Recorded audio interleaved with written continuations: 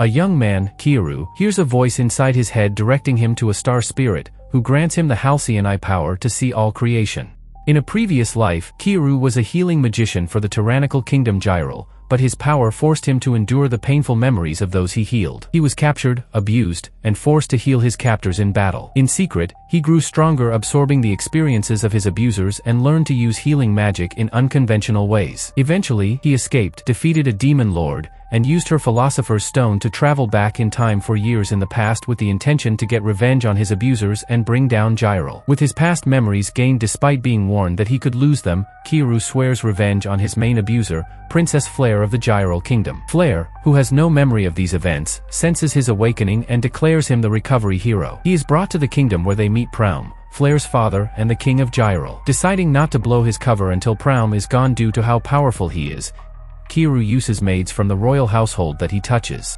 Kiaru regenerates the amputated arm of grateful swordswoman Kureha, but pretends to pass out. Flare callously orders the court magician to gain control of Kiaru, no matter how torturous the method. Confirming Flare is still as cruel as she was previously, Kiaru begins planning his revenge. Pretending to be afraid of absorbing painful memories, Kiaru swears never to heal again and pretends to allow Flare to imprison and get him addicted to drugs, even allowing him to touch himself to further fool her. Flare begins forcing Kiaru to heal injured warriors, while Kiaru secretly copies magical abilities from them. When Praum is absent and Kiaru becomes immune to drugs, he uses his stolen abilities to escape and disguise himself as Leonard, Flare's imperial commander, having subdued the real Leonard and altered his face to resemble his own so that he gets captured and thrown into the dungeon in his place and, once alone with Flare, removes his disguise and heals away her ability to use magic, rendering her defenseless and unable to walk. After repeatedly breaking then healing her fingers, Kiaru rapes Flare before he heals her in order to alter her appearance and memories. After healing a dead bodyguard's face to look like Flare,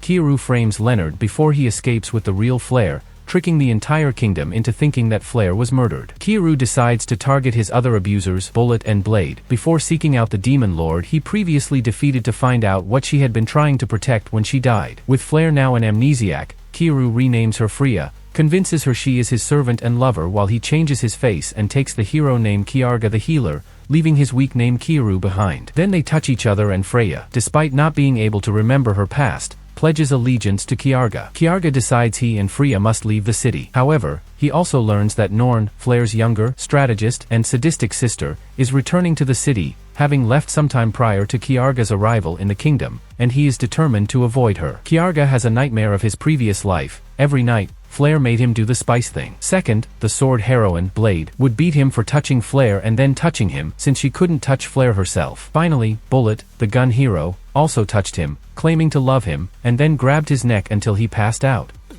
They later arrive at Lanarita, a lawless city dominated by criminals who prey on the poor. With halcyon eye, Kiarga detects the town's water is contaminated, making whoever drinks it sick. Using his own antibodies, Kiarga creates a cure from his blood and sells it to a merchant, promising to continue making more in exchange for half the profits. He next visits a slave trader and purchases a female ice wolf demi-human, noting that her rage has kept her conscious despite being infected and is interested in what will happen once she gets revenge against whoever she hates so much. Kiarga examines the girl's memories and learns she wants revenge against the Gyral Kingdom because they are planning to take her village as slaves. Knowing the girl, Setsuna, has no warrior abilities, Kiarga offers to make her stronger using a skill stolen from another hero, but requires her true name to do it. Setsuna agrees, even though knowing her true name will give him control over her. To prove he can make her stronger, Kiarga kisses Setsuna. Making their way to Setsuna's village, they find Gyral soldiers torturing prisoners. Kiarga disguises himself as a sword hero and kills them while Freya gives him covering fire. Setsuna gets revenge by killing the soldier who enslaved her. Afterward, Kiarga shows Setsuna that the ice wolves poisoned the water and gives her a choice,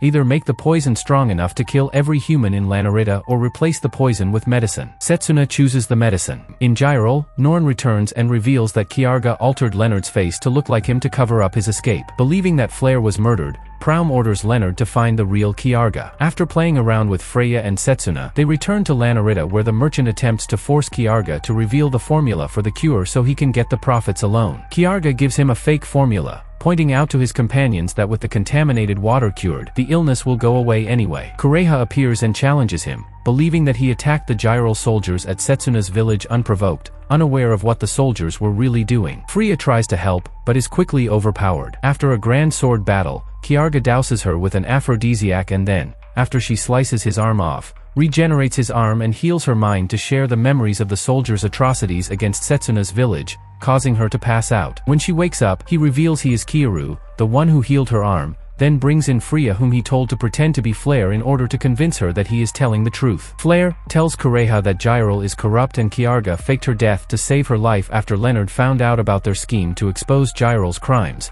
making Kureha realize that she was fighting on the wrong side. Struck with remorse over her mistake and exposed to the aphrodisiac again, Kureha offers her body and they embrace. She falls in love with him and he gloats that she will now do whatever he says. Meanwhile, Leonard is on their trail. Freya and Setsuna become increasingly jealous of Kiarga and Kureha's relationship. The group learns troops led by Leonard have captured the inhabitants of Kiaru's village. Kiarga sends Kureha to investigate, then disguises himself and infiltrates Leonard's squad. When he learns Leonard had tortured his childhood friend, Anna, an enraged Kiarga captures Leonard and transforms him into a woman before having his brainwashed squad to embrace him, then kills them all by setting the room on fire. Kiarga finds Anna and tries to heal her, but she succumbs to her injuries. Kureha returns and reports that the villagers will be publicly executed for supporting the recovery hero and that Norn has returned from abroad. Kiarga is wary of Norn as he remembers how she was more competent and manipulative than Flare.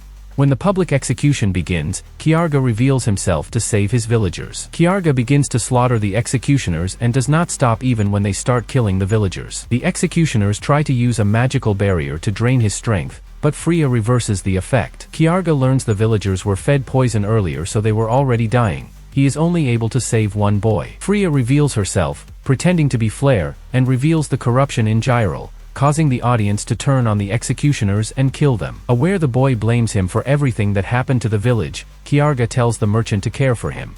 Kureha leaves to continue spying on the kingdom and warns him that Norn and her army are headed for the city of Branica. Kiarga notes that Norn never went to Branica in his first life. Meanwhile, Norn learns that Flare is still alive and is now working with Kiarga. Kiarga decides to go to Branica as well because the Demon Lord will be there and he wants to meet her again. Along the way, they make camp and Kiarga hugs Freya and Setsuna. Freya says she will kill anyone who stands in his way, causing Kiarga to realize that excluding her devotion to him, her personality is not that different from Flare's. Freya's incredible power causes her magic staves to eventually break, so Kiarga decides they will one day have to acquire divine weapons that can handle it. The party arrives at Branica, where humans and other races live in harmony unlike in other places. At a restaurant, they meet Eve Reese, the demon lord whom Kiarga met and defeated in his first life, but she is less powerful and her hair is black instead of silver, unlike he remembered, causing him to realize she is not yet the Demon Lord. She is a member of the Blackwing tribe, whom the current Demon Lord ordered to be eradicated. Bounty hunters attack her and she is hit by a paralyzing arrow, but Kiarga's party rescues and heals her.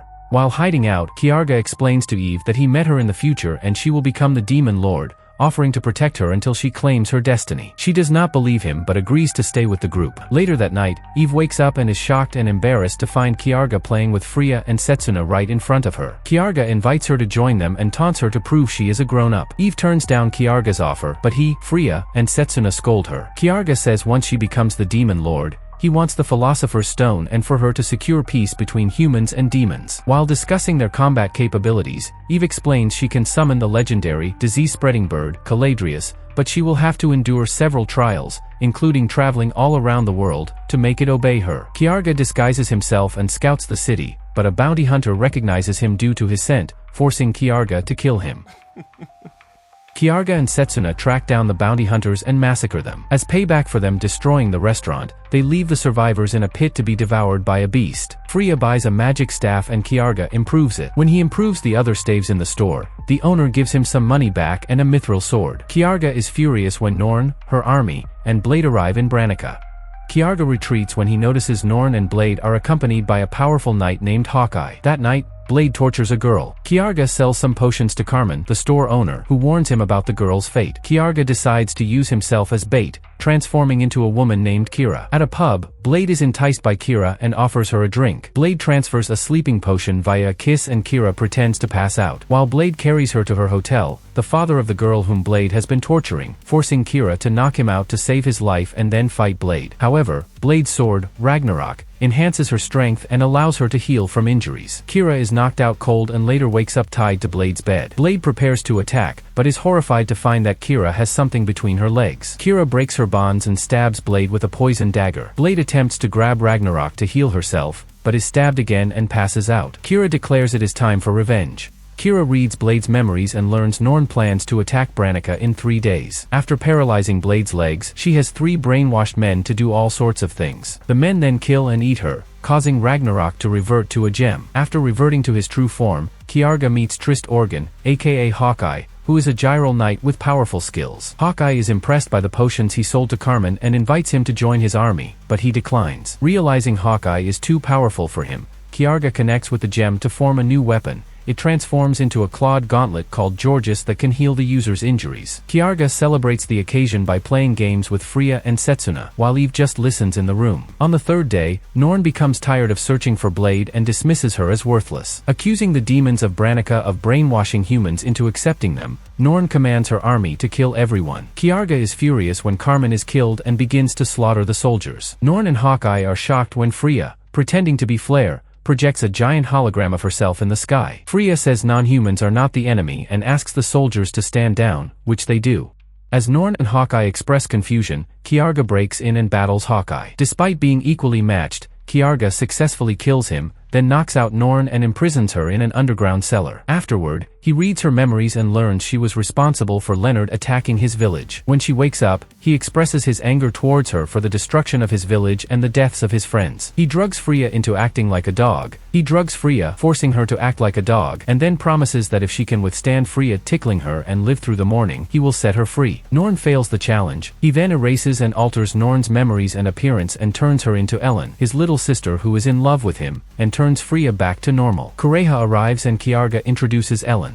He decides his party will travel until they can help Eve tame Caladrius, but pauses to lay flowers on Carmen's grave, saying he avenged him and Anna. With Gyral now in disarray following Leonard, Blade, and Hawkeye's deaths and Flare and Norn's supposed murders, a vengeful Proum assigns Bullet to stop Kiarga, and Bullet is eager to attack him again. Kiarga realizes he is starting to care for his girls, but decides he will never know peace until he gets revenge on Bullet and put an end to Gyral's tyranny. At school, Natsuki Satome is complimented by her classmates, as opposed to Takuma Akutsu, who easily scares others because of his personality and nicknamed it Demon. He has a phobia of talking to people. However, arriving at home, Natsuki and her sisters, Itsuyo and Mutsumi, are living under the same roof as him, along with 6 other sisters. After dinner, Takuma and Natsuki went to study together, but Takuma tried to find ways to study alone, leading into an awkward argument with her. Futaba walks in and asked them to buy something from the store, but while walking to there, a demon shows up. Natsuki told Takuma to run away, but he protected her from the demon's attack, and Natsuki performed a ritual with him to become a Valkyrie and defeated the demon. Takuma recalls when Odin talking to him and met the Satome sisters. Starting from the last episode, Natsuki reminded Takuma about his late mother's wishes. The next day, the exam results was shown at school as Natsuki and Mutsumi were surprised by how much Itsuyo had on the exam, while as Takuma's grades were low because of his phobia. Itsuyo has taken the role of student council president and pursued Takuma to get close to him. She uses her Valkyrie skill to tie up Takuma in a bind, which she tries to perform a ritual with him, but fails each time. Natsuki, Itsuyo, and Mutsumi made a barrier to trap a demon inside. Meanwhile, Natsuki suggested to Itsuyo to get closer with Takuma and complete the ritual. While she distracts the demon, and Itsuyo will assist her in defeating it. Takuma and Itsuyo retried completing the ritual, until Itsuyo remembered her father pat her head and noticed Takuma was doing the same. Itsuyo became a Valkyrie and defeated the demon. Mutsumi finished a TV commercial and wanted to go on a date with Takuma, but a fellow customer at the cafe was bragging about meeting Mutsumi, who is an idol. The customer got scared by Takuma's looks and caught everyone's attention. Afterwards, they went to a bookstore, while Toru Inukai spies on them from afar. Meanwhile, the Satome sisters were talking among themselves about Takuma and Mutsumi's date. As they left the bookstore, Mutsumi was spotted by one of her fans. Takuma and Mutsumi left and ran into a narrow hallway and hid in a locker. While hiding from Mutsumi's fans, Takuma performed a ritual with her and became a Valkyrie. They escaped from there and flew to see the sunset, until she used up her power. Meanwhile, Toru was finishing eating a meal and approached by someone to defeat the Satomu sisters, but offered to eat together and wait for the right time to defeat them. Takuma arrived at home from taking a test and it made him tired. Misa wanted to exercise and thought of playing tag, but Takuma still wanted to study instead. He gave in and agreed to play too. While the Satomu sisters drew sticks and who had a red stick is it. Futaba took the stick and gave everyone a head start. Misa, Takuma, and Itsuyo briefly talked about Futaba's castle, until they were found by her and Misa threw Takuma up in the sky and fell on top on Yakumo. Natsuki then tries to think of a strategy. As Futaba found them, Yakumo and Natsuki tries to fight back. Futaba and Takuma ran to a storehouse to find Shino hiding inside and gave advice to him. Futaba then finds Takuma and gave him a charm. Much to his surprise, later the Satomu sisters were talking about how fun tag was and that the school festival is coming up soon. At school, Natsuki was asked by her classmates to cover for someone who was sick to wear a maid outfit and Toru commented about her speech to the class. Then he thought of an idea involving Takuma and Natsuki. This later made the rest of the class jealous and demons suddenly appeared. Takuma punches the demons and defeats them. Meanwhile, Toru observed them and left. Takuma arrives at the campus festival with Yakumo and gone to a maid cafe. Yakumo wanted him to do something as Natsuki was watching him drink from a spilled cup, until Natsuki stopped her as the rest of the Satomu sisters arrived to the festival. Meanwhile, Natsuki was speaking to Futaba and the sisters wanted to be at the campus festival to get closer to Takuma, for them to power up their Valkyrie skills. Takuma, Misa, and Kururi walked into a haunted house. Kururi got scared by a fishing rod that was holding an eel and it hid under Misa's clothes and Takuma caught it. After Takuma got rid of the eel, Toru talked to him about the festival. The Satomu sisters then finds demons showing up at the festival and trying to find Takuma. But Toru, in his demon form, has taken him as a hostage. He remembers his promise with his mother and the short conversation with Natsuki. Takuma wakes up and fights Toru but he fends off his attack. Futaba shows up and Toru tries to speak to her about finding him wounded. She then fights him, while seeing through his bluff. Futaba fights Toru and tells Takuma to get to Natsuki. However, Toru used his demon power to cut Takuma in half. As Takuma was cut, a mysterious power awakens called Mistiltine and it heals Takuma back. Toru was surprised and Futaba distracts him for Takuma to run away. He runs to find for help but his classmates are possessed by demons. They try to attack Takuma but Mistiltine continues to heal him. He meets up with Natsuki to perform a ritual for her Valkyrie powers to be upgraded by being nude and kissing for 5 minutes, while the rest of the Satomu sisters fend off the demons. Futaba then attacks Toru to a point that he retreated. Toru was approached by the same boy who talked to him at the restaurant and scolded him for not finishing off the Satomu sisters. Everyone in the school has awakened up and the festival continues with a beauty contest. Later in the evening Itsuyo and Mutsumi gave up their right to dance with Takuma, leaving Natsuki the only one left. The next day, Takuma wanted to thank Natsuki for dancing together and to overcome his nervousness by dancing again. After the events from the campus festival, Takuma checks up on Futaba and the rest of the Satomu sisters. He checks up on them, leading into an awkward conversation with the sisters, until it was Kururi's turn. She gave Takuma an invention that involved his clothes. He then got injured and the sisters are caring for him. The next day, Misa made food and Itsuyo asked her how to have a date. However, both of them haven't had enough experience either. In a flashback, Misa remembers when she was chased by a boar and taking care of their family. Afterwards, Itsuyo regrets for what happened at the campus festival. Later, Misa asked Takuma to take care of doing the laundry. After finishing it, Misa grabbed something from the closet and a small box fell on Takuma. She looks at his head to see if he was hurt, but it led to an awkward situation. Yakumo and Kururi wanted to see what was going on with them, while Itsuyo tried to stop them from looking. After finishing up more laundry, Misa gave Natsuki a doll and Takuma a keychain.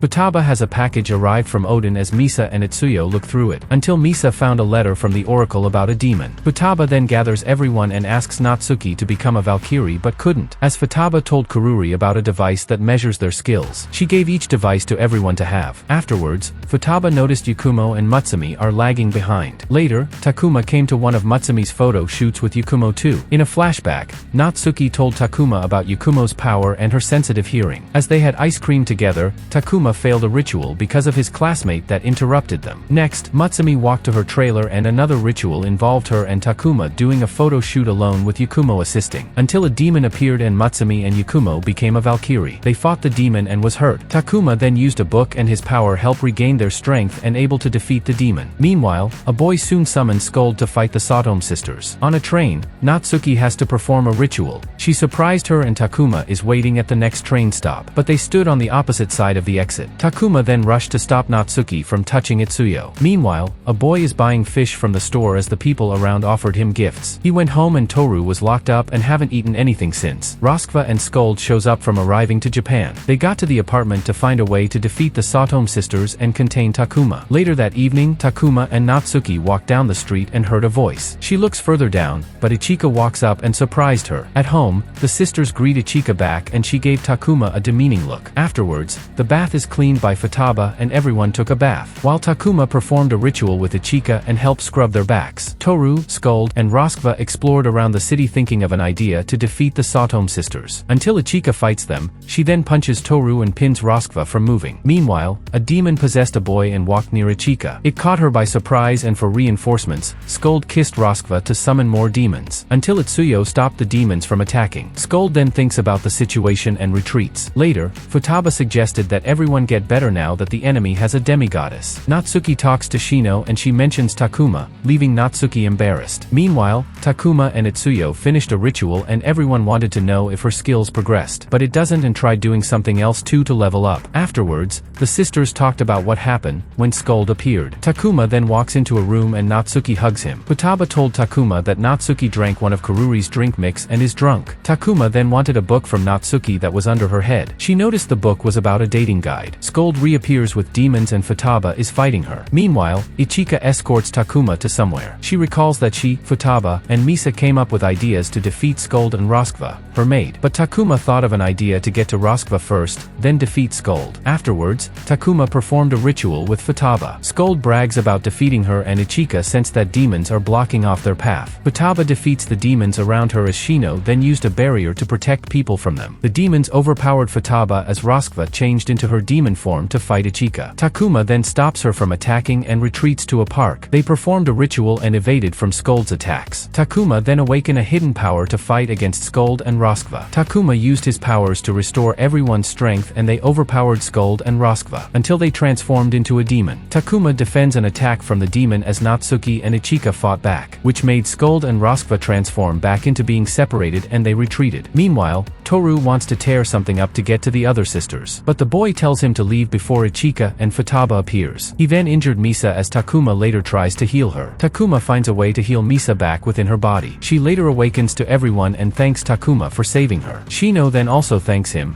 but he was surprised by her looks since she used her normal clothes and didn't have a helmet on. At school, Takuma has gotten better grades as life returns to normal.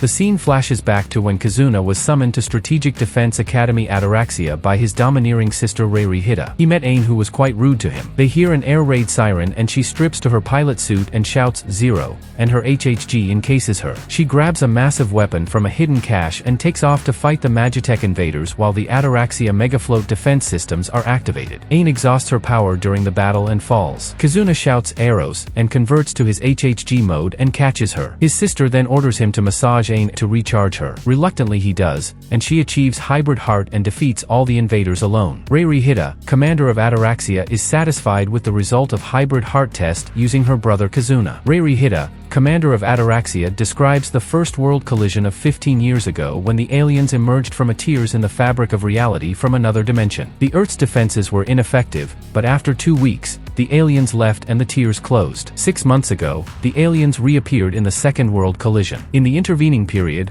Earth developed the heart hybrid gear, and Kazuna is a key component in this strategy. Ain, Heiru and then go to his room, and demand that he hybrid heart. They are all interrupted by Sylvia Silkcut who takes Kazuna on a tour of the facility during which the commander makes him a captain and explains his purpose, providing hybrid heart to the female Amaterasu. Kazuna, Ain, Heiru and Euryshiya are sent on a mission to a nearby island. While Kazuna explores with Euryshiya, a tear opens and a Magitex attack them and seals Ain and Heiru in a dome. Euryshiya defeats the Magitex, but as she runs out of power, she is confronted by a Draggery, a Category A Magitech. Kazuna hybrid hearts with her, and recharged, she destroys all of the Magitechs. Later, the girls again argue over Kazuna. Euryshiya tries to get Kazuna interested in her, and convinces him to spend the day exploring the Megafloat with her. That evening he encounters Heiru who talks about her ambitions. She falls, and when he catches her, she has an instant hybrid heart. He also meets Ain and learns more about her. She wants to hybrid heart to compete against the other girls, but Kazuna cannot do it mechanically. Later, Reiri tells him about Ain, who as a little girl was found lost with amnesia. She was taken in and trained but without knowing about her past. Reiri also reveals they have recently discovered that if an Amaterasu's hybrid counts drops to 0,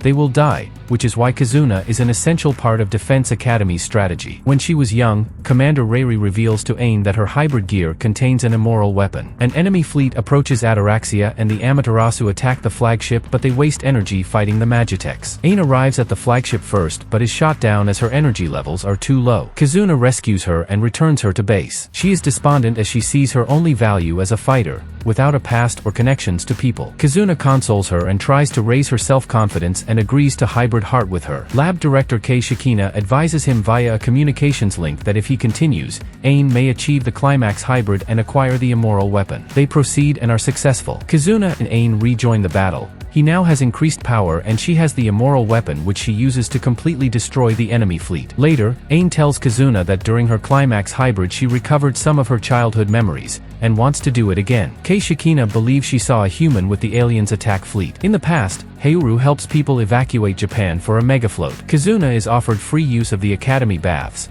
but finds Haoru Himikawa there to both their embarrassment. Commander Reiri later tells them that she arranged the encounter to further their relationship and raise Haoru's hybrid count. Commander Reiri introduces a new simulator room to Kizuna, not for mock battles with Magitex, but to facilitate hybrid heart activities. Kizuna evaluates the simulator successfully with Euryshiya. Meanwhile, although all communications between the megafloats is broken, they receive a weak signal from Guam. Kizuna, Ain, Euryshiya and Haoru are sent to Guam to investigate. They find devastation, but Kizuna and Haoru find a woman called Aldea with heart hybrid gear who claims to represent the Empire of Batlantis in the other dimension. She overpowers them and calls on a powerful three-headed dragon Magitech from the other dimension to destroy them. Rather than suffer defeat, Kizuna orders the team to retreat. The Amaterasu report on their mission to Guam, finding Aldea with her ability to warp space and the tri-head dragon. That night, Haoru returns alone to confront Aldea, but is easily defeated. The other Amaterasu go to her aid, but Aldea recalls the tri-head Magitech. When Aldea learns Ain's HHG name, Zeros, she seems to recognize her. Commander Reiri then arrives and drops the simulator room for Kizuna to revive the powerless Haoru. Haoru admits her inadequacies, and how she failed to protect the people she evacuated from Japan. Kizuna offers to hybrid heart with her and she achieves climax hybrid. She emerges fully recharged and destroys the tri-head. Aldea attacks them all, but when she fires at Kizuna he responds by materializing a sword for the first time. When Aldea opens the portal for reinforcements, she is recalled and they retreat just as the Amaterasu from the Megafloast West USA arrive. Ain and Euryshiya realize that prudish Haoru reached climax hybrid with Kizuna. Ain has a dream where she meets a different version of herself. In the alien dimension,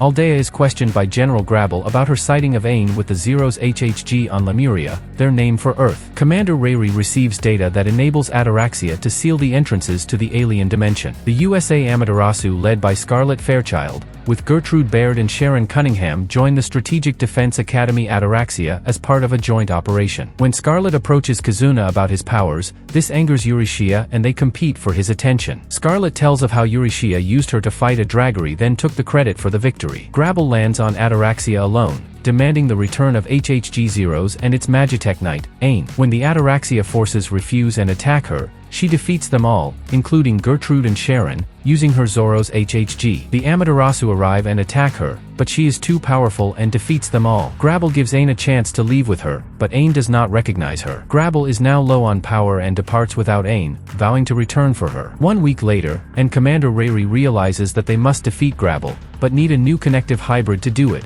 a combination of the Eros HHG and 2 others. Kizuna suggests Euryshiya and Scarlet. The 3 of them take a bath together and it gets steamy. They watch old video footage of Euryshiya and Scarlet when they fought together, which rekindles the girls' friendship. The 3 then achieve a climax hybrid together, the connective hybrid. Meanwhile, Ain has entered the alien dimension and questions Grabble about her origins, but just then, the 3 Amaterasu appear. Euryshiya and Scarlet take on Grabble and Aldea with their increased firepower, but although Aldea is defeated, Grabble is too strong. Kizuna then attacks Grabble with his immoral weapon, but they are evenly matched until Kizuna adds in the weapons of Euryshiya and Scarlet, the connective hybrid, and defeats her. Grabble departs with Aldea and strategic defense seals the portal entrances. Ain is left wondering who she really is. The Amaterasu have now liberated Guam and Okinawa and are drifting towards the Japan mainland and plan to recapture Tokyo. Kizuna explains to the male pupils the process of heart hybrids but is dramatically interrupted by an angry and embarrassed Haoru. Ain is missing everything but Kazuna appears to be the only one concerned as everyone prepares for the Academy Festa. In the alien dimension, Zelchion interrogates and punishes Grabble for acting alone and not sharing information about the HHG Eros. Aldea's will has been broken and she has become Zelchion's pet. Kazuna eventually finds Ain, who is afraid of retrieving more of her past memories. Kazuna overcomes her fears and heart hybrids with her, but she is frightened by seeing visions of the alien dimension. All activities are interrupted by the appearance of an enemy fleet and the Amaterasu go to confront it. Kazuna recognizes his mother, Nayuta Hida, standing on the deck of a Batlantis battleship. Kazuna meets a hologram of his mother, Nayuta, on the Batlantis battleship and she explains that she left to conduct research on Batlantis. She disappears and the Amaterasu are confronted by Ragras and her giant Magitech armor, Demon. Zelchion withdraws the battleship instead of attacking. As part of her plan to retake Tokyo,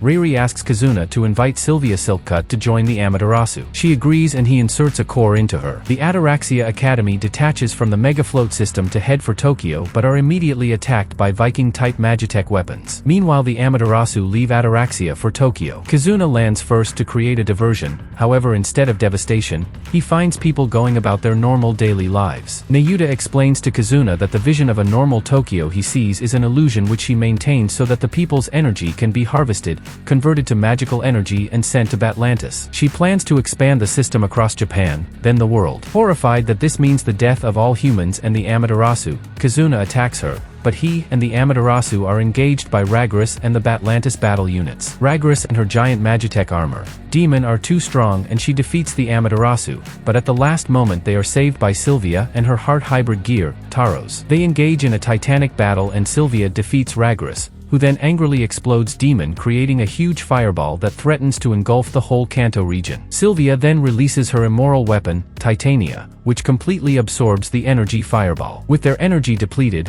Reiri dispatches a ballistic-type bullet love room so that Kazuna can replenish the Amaterasu. Kazuna hybrid hearts with Heiuru first, and then Ain wants to climax hybrid so that she can access her forbidden weapon and turn the tide of the battle. Kazuna creates the illusion of a full classroom in the bullet love room for Ain, which heightens her excitement as they hybrid heart. Outside, Heiuru and Euryshiya face Zelchion, captain of the Batlantis Empire's royal guards. As Ain is about to acquire her immoral weapon, she fears the power and fails to climax hybrid. When they emerge they find Heiuru, Euryshiya, and Sylvia unconscious and their minds filled with painful memories created by Zelchion. Zelchion starts to probe Ain's mind to find how she acquired the Zero's core. Angered at her callous attitude, Kazuna attacks Zelchion with his Eros core but is not strong enough. His plight awakens the other Amaterasu who provide him with the power to challenge Zelchion, but it is not enough to defeat her. Zelchion forces Ain to attack Kazuna but at the last moment, Ain awakens and releases the forbidden weapon, defeating Zelchion, the Magitech fighters, and closes the portal to the Batlantis dimension. After the Amaterasu watch the portal close, Grace Synclavia,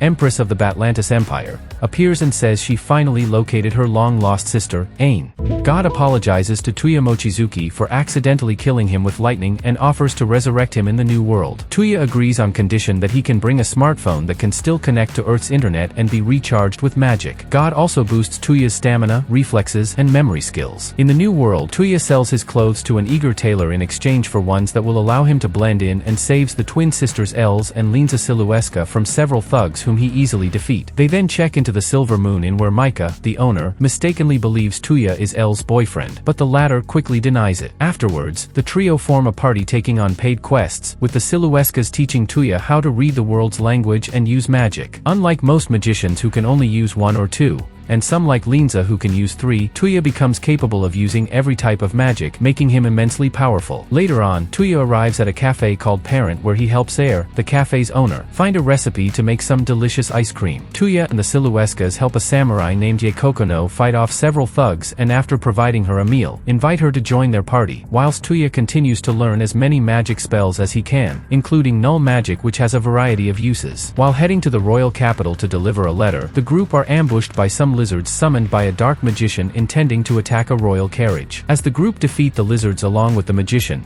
Tuya enters the carriage where he casts a null healing spell, saving a butler named Leem from his death. Lady Sashi, Sue, Ernia Ortlind, who was also in the carriage and whom the magician tried to kidnap, thanks Tuya for saving Leem, and altogether, the group head to the royal capital where Sue brings Tuya to her father, Duke Alfred Ortlind. The Duke thanks Tuya for protecting his daughter, but reveals that Duchess Ellen Ortlind, Sue's mother and the Duke's wife, was blinded from an illness and requests a healing spell powerful enough to cure the Duchess's blindness. Tuya agrees and casts a null healing spell on the Duchess, curing her blindness. The Duke gives Tuya 40 platinum coins, worth around 40 million yen, as gratitude for saving his family, as well as 4 royal medals, which represent Tuya, Ye, and the Siluescas now under the Duke's protection. After delivering the letter, Ye agrees to join the party. Tuya discovers demi-human races at the royal capital, such as elves and beastmen, and helps a lost fox girl named Arma find her older sister, Olga. As Tuya and the girls go shopping, Tuya buys a magician's coat that protects magicians against magic they can use but makes them weaker against magic they can't use. Later on, Tuya casts a null crafting spell turning a tree trunk into a shogi board at the behest of a woodcutter,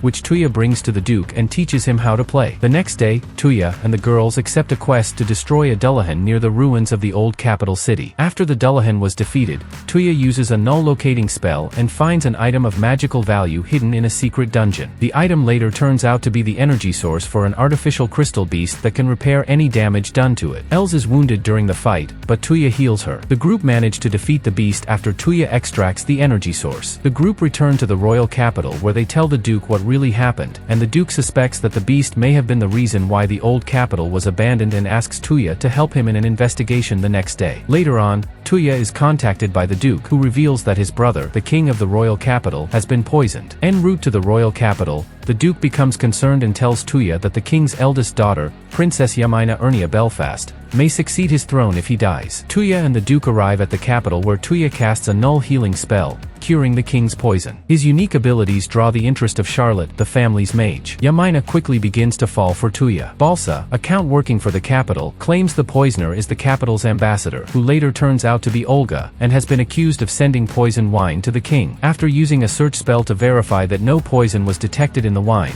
Tuya decides to reenact the banquet at which the king was poisoned, and after asking General Leon and Balsa to drink from the king's glass, determines that Balsa poisoned the wine in just the king's glass, and framed Olga by claiming that she sent the king poisoned bottled wine. Balsa unsuccessfully tries to escape. With Olga acquitted and Balsa arrested, the king agrees to let Yamina embark on a 2-year engagement with Tuya, hoping it would give Yamina time to win his heart and Tuya time to decide to marry Yamina. After the royal visit, Yamina joins the party and teaches Tuya how to summon magic, during which Tuya summons a powerful tiger spirit called the White Monarch, whom he forges a pact with and renames her as Kahaku. Tuya accepts a quest to go to an abandoned castle to investigate a deceased magician's research on slime beasts, but the girls are reluctant to aid Tuya due to their concern that slimes dissolve clothing. At the castle, the group encounter numerous slimes and discover that the magician had created a slime capable of transforming into models of beautiful girls. After Tuya saves the girls from being caught by the slimes, who damage their clothes, forcing them to wear white sheets, the group decide to burn the castle down, destroying the magician's research. Later on, Tuya helps Ye bring a lost girl to her mother by activating a null search spell on Tuya's phone. In turn, Ye requests Tuya to locate her older brother, who is safe at a dojo, much to Ye's joy. Meanwhile, Tuya helps Linza learn a new water bomb spell. He then goes shopping with Els, and buys a dress she admires. As the girls request Tuya to do the same thing to them, Yamina receives a letter from the royal capital offering Tuya's knighthood as thanks for finding the culprit behind the king's poisoning. After Tuya declines the knighthood offer,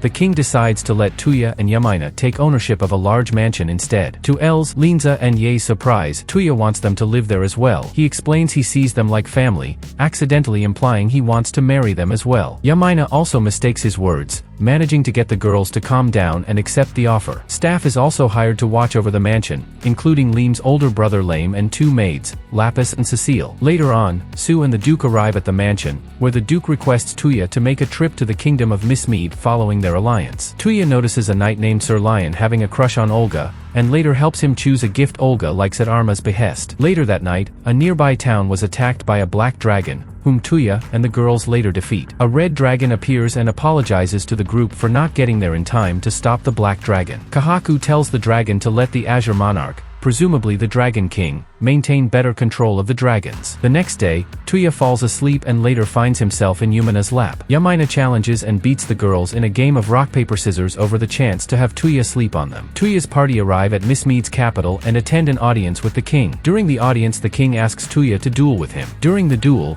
the king reveals his own null magic, Excel, that gives him enhanced speed, which Tuya learns to use and by combining both Excel and Boost, defeats him. That night, Tuya has an encounter with a fairy named Lean, who is more than 600 years old, who then teaches Tuya the program spell that infuses objects with predetermined magical properties. After Tuya demonstrates his own program skill, Lin, who was impressed with Tuya's skill, offers to teach him more magic, but he declines. The next day, Tuya, accompanied by Linza and Yamina, buys some materials to create a pistol sword using program to infuse it with auto-reload and blade-extending features. Both girls ask him to create firearms for them, which he does. On their way back, Tuya realizes that they are being followed and briefly separates from Linza and Yamina to confront their stalkers, who are revealed to be Lapis and Cecile, who are spies sent by the king to watch and protect Yamina. They are also the ones who secretly helped them against the dragon. At their request, Tuya promises to keep it a secret from the others, while Lin decides that she is not giving up on Tuya so easily. Later at night, Tuya opens a portal to Belfast, allowing both kings to have their meet with each other. After returning from Miss Mead and going into the bathroom at the wrong time, Tuya uses his powers to create a bicycle for himself, but when the girls and Duke Alfred show interest in it,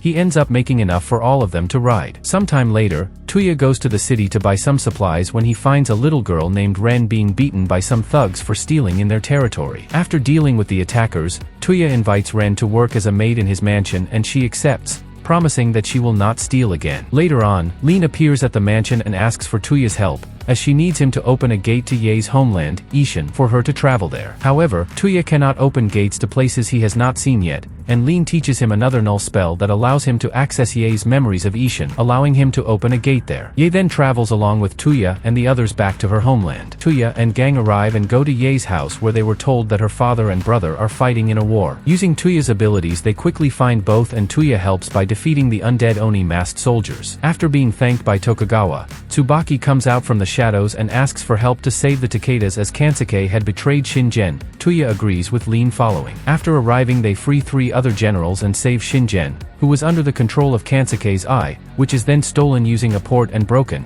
This leads to Kansuke dying. After helping the Takeda family, Baba helps Tuya by using Recall and Gate to let Tuya go to an island near the ancient ruins that Lin was looking for. After using Gate to travel to an island near the ancient ruins, Tuya invites all of his friends for a day of swimming at the beach, and creates a changing tent for the girls to change into their swimsuits. During this, Tuya tries to go diving towards the ancient ruins, but it is too far without him drowning in the process. Kahaku then helps Tuya summon Black Emperor, who is composed of a snake and a turtle. They become bonded to Tuya, who names them Sango, turtle, and Koku, snake. They help Tuya reach the ancient ruins where they are soon met by a maid in the Garden of Babylon. After meeting Francesca, the artificial maid in the Garden of Babylon, Tuya is named the new owner of the garden. Later, he uses a gate to bring the others, and upon seeing Francesca, the girls become suspicious of Tuya and jealous. Yamina then takes the girls on a walk to discuss the same topic she broached the first day the gang moved into Tuya's mansion, that the girls love Tuya as much as she does and for them to become his brides as well, to which they all nervously agree. Later, Francesca kisses Tuya, simply as a means of sampling his DNA through his saliva, shocking the girls. However, Francesca's actions cause Linza to muster the courage to confess her true feelings for Tuya, telling him that she loves him, and then Linza proceeds to kiss Tuya in front of everyone as well, shocking the girls even more. Tuya and the gang arrive back at the mansion with Francesca. Afterwards, Yamina helps Linza become one of Tuya's brides, as her country allows multiple marriages. The next morning comes with Ye and Els also becoming Tuya's brides. With this, Tuya goes to the garden where he talks to Regina Babylon, the professor who made Babylon. After this, Tuya seeks help with his love interests with Kami and the goddess of love. Tuya then returns to the mansion and tells his brides that he is not ready to marry all of them, as he doesn't think he is capable of making them all happy yet, which the girls come to understand. Lin talks with Francesca, who informs her that Dr. Babylon foresaw Tuya having 9 wives, though omits Lin herself will be one. In a post-credit scene, Tuya is shown walking through town before running into a stranger named Endi.